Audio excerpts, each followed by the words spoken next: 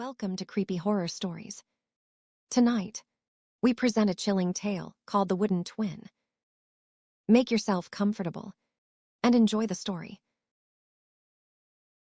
The drywall dust was thick enough to taste. A dry, chalky film that coated the back of my throat. I had been at it for 5 hours, tearing into the west wall of the master bedroom. It was an old Victorian on the outskirts of town, the kind of place that felt like it was holding its breath.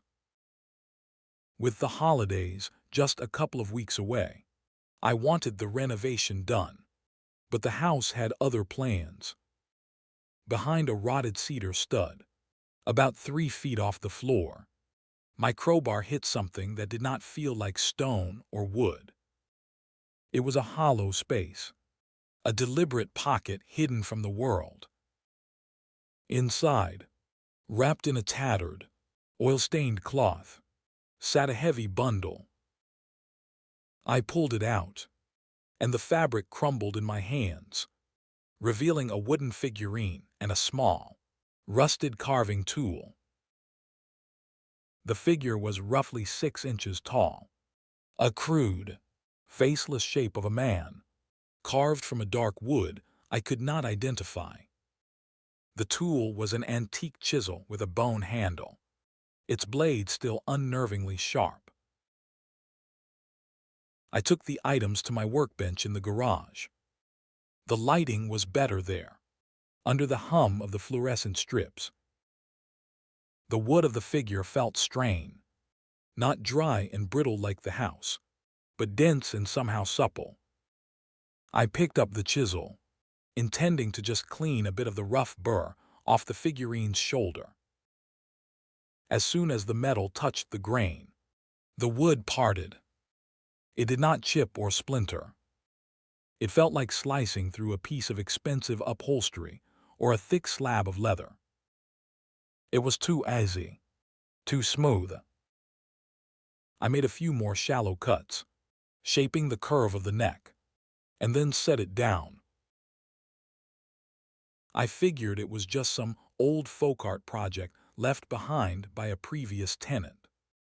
I left the garage, washed the dust off my face, and went to bed, thinking nothing more of it.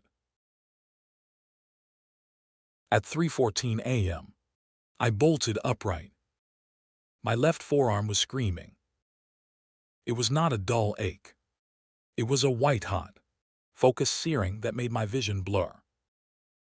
I threw back the sheets and turned on the bedside lamp.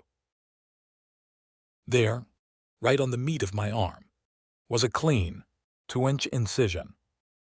It was deep, the edges perfectly straight, bleeding a slow, steady rhythm onto the white cotton. I stared at it, my mind racing through possibilities. I had not been near any tools in hours. The cut was fresh, the blood still bright and warm.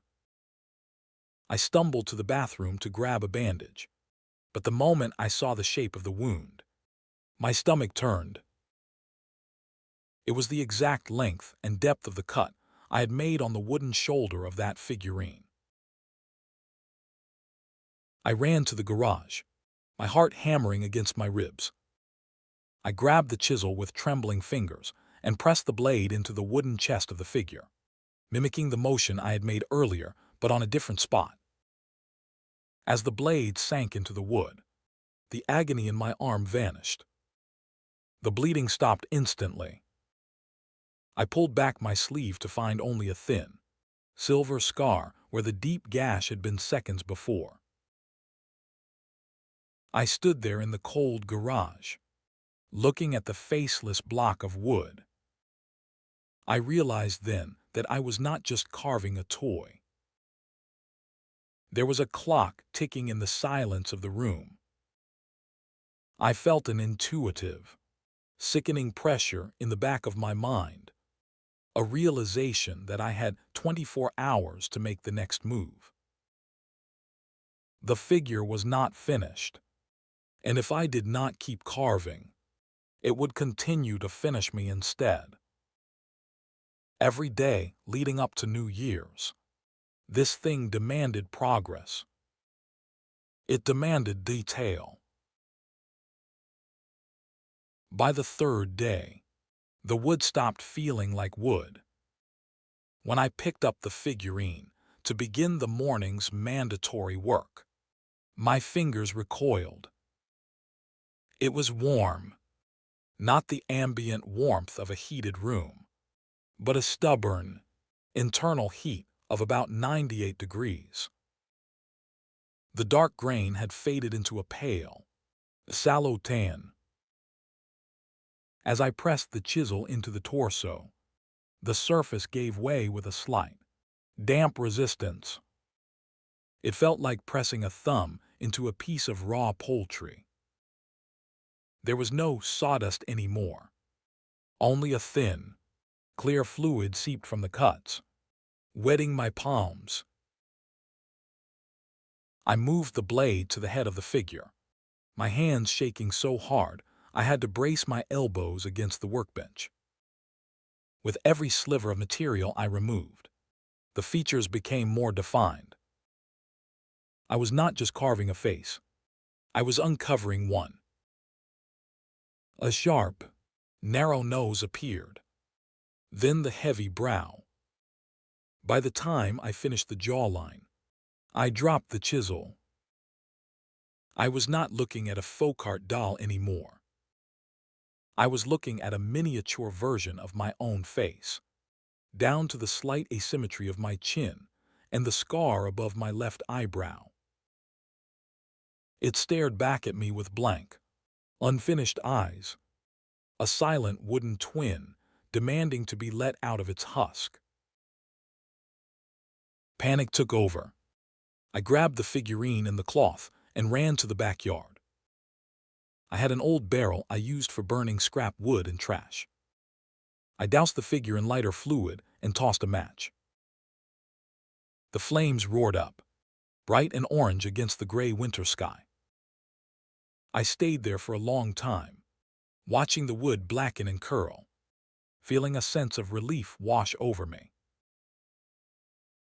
But an hour later, while I was sitting in the kitchen trying to stop my hands from trembling, a wave of heat slammed into my chest. It felt like I had swallowed a gallon of boiling oil. I ripped open my shirt, expecting to see my skin on fire. My chest was covered in angry, weeping blisters, the flesh charred and red in a perfect rectangular patch. Yet my shirt remained pristine, not even a singed thread. I sprinted to the bedroom, and there it was. The figurine sat in the center of my pillow, unburned, cold, and smelling faintly of scorched meat. My phone would not stop ringing. It was Sarah, my sister, asking when I would be over for the pre-holiday dinner. I stared at her name on the screen until it went dark. I could not go. I could not risk being 5 miles away when the 24-hour mark hit. I texted her a lie about a burst pipe and a fever. Then I turned the phone off and shoved it into a kitchen drawer. I bolted the doors and pulled the curtains shut. The house felt smaller now, the walls closing in until the only world that existed was the 10-foot radius around my workbench. The silence of the house became a heavy weight, but it was not total. As the sun began to set, a new sensation crawled into my ears. It was the dry, rhythmic rasp of wood fibers rubbing together, a sound like a door hinge moving in slow motion. It came from the figurine. If I sat very still, the rasping smoothed out into something that felt like a command. It directed my eyes to the doll's hands, then to its throat. It was showing me where the skin was too thick, where the wood still felt like wood and not like me. I picked up the chisel again. the bone handle feeling like an extension of my own fingers. I did not even need to think. The figure told me where it needed to bleed so that I would not. The work became microscopic. I spent hours under a magnifying lamp, the chisel moving with the precision of a surgeon's scalpel. I had to carve the delicate folds of the eyelids and the tiny half-moons of the fingernails. My breath was shallow. A single slip would be catastrophic. Once, my hand flinched, and the blade gouged a jagged furrow across the doll's cheek. I did not even have time to gasp before a corresponding tear opened on my own face. I watched in the mirror as my skin split, blood pouring down my neck from a wound that appeared out of thin air. There was no room for error anymore. Every wrinkle I carved into the wood's brow felt like it was being etched into my own soul. Desperate for answers, I drove to the city archives, my face hidden behind a heavy scarf and a low-brimmed hat. I spent 3 hours digging through microfilm and dusty property records. I found him, Thomas Miller, the man who had lived in my house back in the late 50s. The local paper had a small, grisly blurb about his passing. He had been found on New Year's Day, slumped over a kitchen table. The coroner had listed the cause of death as shock due to multiple self-inflicted lacerations. But the report noted the wounds were too precise, too clinical to be suicide. They found no weapon, just an empty house, and a man who looked like he had been dismantled by a master craftsman. By the time I returned home, the figurine had changed again. It was standing on the workbench, though I had left it lying down. It looked exactly like me. Every pore, every stray hair, every tired line around the eyes was perfect. But when I tapped its chest with the handle of the chisel, it sounded hollow, like an empty gourd. The bone handle of the tool began to vibrate in my palm, pulling my hand toward the doll's midsection. It was not a suggestion. It was a physical tug. The chisel wanted to open the stomach. It wanted to go inside. I caught my reflection in the garage window and barely recognized the man looking back. I had lost at least 15 pounds in a week. My skin was a sickly gray, and my eyes were sunken into dark, bruised hollows. I felt brittle, as if my bones were made of dry ash. Meanwhile, the doll was radiant. Its skin was supple and moist, and it seemed to take up more space in the room than I did. It was vibrant, pulsing with a life that it was clearly stealing from me. I was becoming the ghost, and it was becoming the resident. Now, it is 11 p.m. on December 31st. A brutal winter storm is hammering the house, the wind shaking the rafters. But inside the garage, the air is thick and stifling. The figurine is sitting on the stool, and I am slumped on the floor at its feet. I can see the rise and fall of its chest. It is actually breathing. Slow, deep, healthy breaths that I can no longer manage. The chisel is lying between us, glinting under the lights. There is only 1 hour left until the ball drops, and the tool is practically jumping in the dust, pointing its sharp, hungry edge toward the doll's heart. The clock on the wall was the only thing that mattered now. Each tick felt like a hammer blow against my skull. I looked at the figurine, then down at the chisel. The final task was clear. To finish the work, I had to carve out the heart. My mind spiraled through the logic of a dying man. If I cut into its chest, would I finally destroy this link? Or was I simply preparing the final vessel for my own replacement? My hands were so weak, I could barely wrap my fingers around the bone handle. I knew that if I did nothing, the clock would strike midnight, and the unfinished debt would claim me anyway. It was a choice between a quick death by my own hand or a slow, agonizing fade into nothingness. At 11:59 p.m., the house seemed to grow unnaturally still. I stood over the workbench, the chisel's tip resting right over the doll's sternum. I could feel the warmth radiating from the wood. No, it was not wood anymore. It was flesh. I could feel a heartbeat under the blade, steady and strong. As the first chime of the new year echoed through the house, I shoved the blade down with every ounce of strength I had left. I twisted the tool, carving a perfect, circular opening where the heart should be. The moment the cut was complete, the world tilted. A wave of ice-cold numbness washed over my toes, climbed up my legs, and settled in my chest.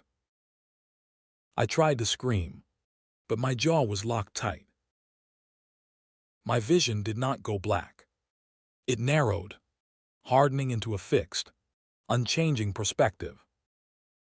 I felt my skin turn into something dense and inflexible. My joints fused together. I was not falling. I was being compressed.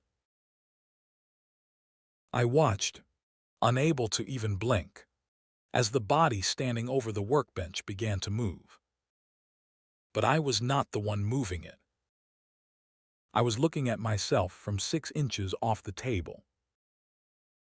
My own face, now full of color and life, leaned in close to me. The me that was standing there looked healthy, vibrant, and entirely devoid of the exhaustion that had been killing me. He reached out with a hand that felt like mine, but was not, and touched my wooden cheek. His skin was warm. Mine was cold, dead grain. The new Elijah did not say a word. He picked up the chisel and tucked it into the oil-stained cloth. Then, he grabbed me by the waist. His grip was firm, effortless. He carried me across the room toward the master bedroom, where the hole in the wall was still open. I could see the dust motes dancing in the light one last time before he shoved me back into the dark, cramped space between the studs. He picked up a piece of drywall and a bucket of spackle. Through the narrowing slit of the closing wall, I watched him put on my favorite coat. He checked his reflection in the mirror, straightened his collar, and flashed a smile that I had used 1,000 times. He looked perfect. He looked happy. With a final, decisive movement, he smoothed the last of the plaster over the gap, plunging me into total, suffocating darkness. I heard the front door open and the faint sound of a car starting in the driveway. He was going out to celebrate. I was back in the wall, a hollow, wooden thing, waiting for the next man to pick up a crowbar and decide it was time for a change. Thank you for listening to the very end. Tell me, what would you do if you found a hidden pocket in your walls? Would you keep what is inside, or bury it forever? If you enjoyed this story, please leave a like, subscribe to the channel, and turn on notifications so you never miss a new nightmare. Be sure to check out our other videos for more terrifying tales. Remember, this is an original story written specially for creepy horror stories. Stay safe and sleep well.